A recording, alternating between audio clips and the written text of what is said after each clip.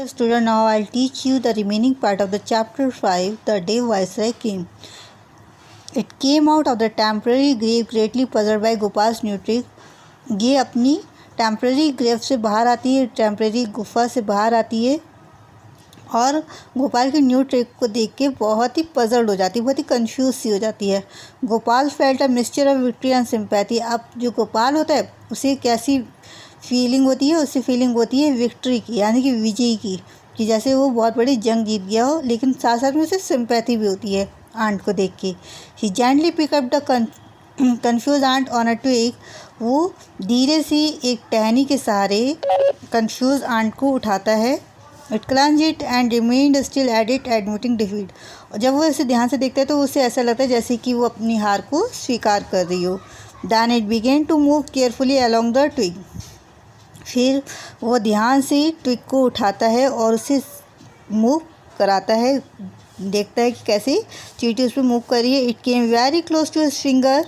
जो चींटी थी वो बिल्कुल उसके फिंगर के पास आने वाली थी.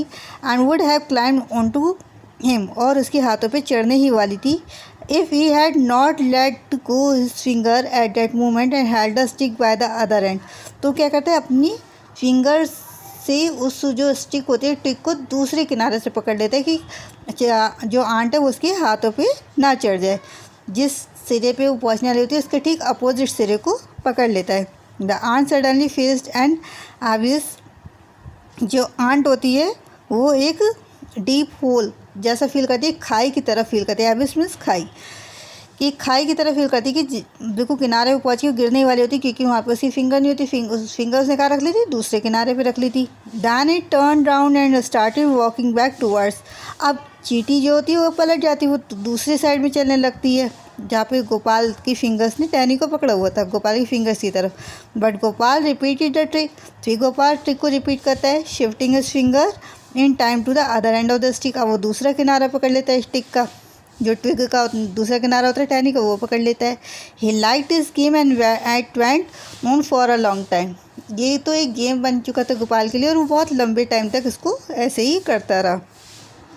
Then suddenly he heard a blare of trumpet and the band began to play. अचानक से उससे आवाज़ आती है ट्रम्पेट की, तुरई की बजने की आवाज़ आती है, जो कि एक म्यूज़िकल इंस्ट्रूमेंट होता है, और बैंड के बजने की आवाज़ आती है. There was a lot of rush and bustle around him. उसके चारों तरफ बहुत ही शोर शराबे की आवाज़ सुनाई देती है.